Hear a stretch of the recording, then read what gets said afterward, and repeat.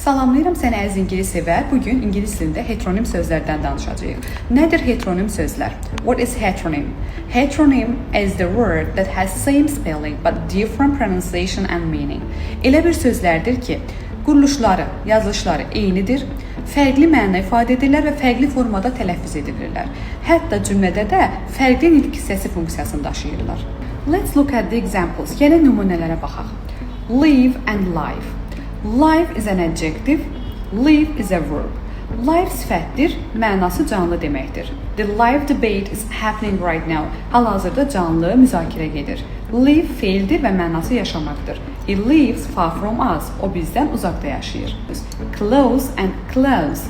Close is an adjective, close is a verb.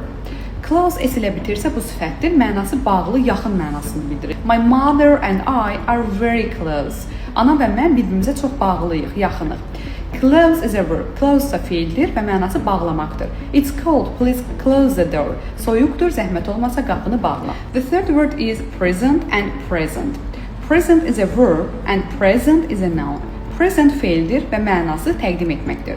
I love to present awards to my students. Mən tələbələrimə mükafat təqdim etməyi sevirəm. Present is a noun. Present isimdir və mənası hədiyyədir. I got present for my birthday. Mən öz ad günümdə hədiyyə aldım. Minute and minute.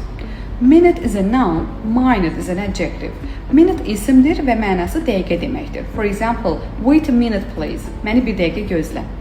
Minute sifətdir və mənası isə kiçik xırda deməkdir. The baby's hands are very minute.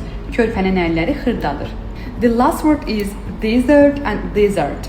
Desert is verb and desert is noun. Desert feildir və mənası tərk etməkdir. Our father deserted the family. Atamız ailəni tərk edib. Desert is a noun. Desert isə isimdir, mənası səhradır. This desert has a lot of sand. Bu səhranın çoxlu qumu var. That's all guys. I hope that you understood heteronym words. If you know other heteronym words, let me down in the comments. Bugünlük bu qədər. Ümid edirəm ki, bəzilərini artıq öyrəndik. Bildiyiniz başqa heteronim sözlər də varsa, şərh bölməsinə yazmağı unutmayın.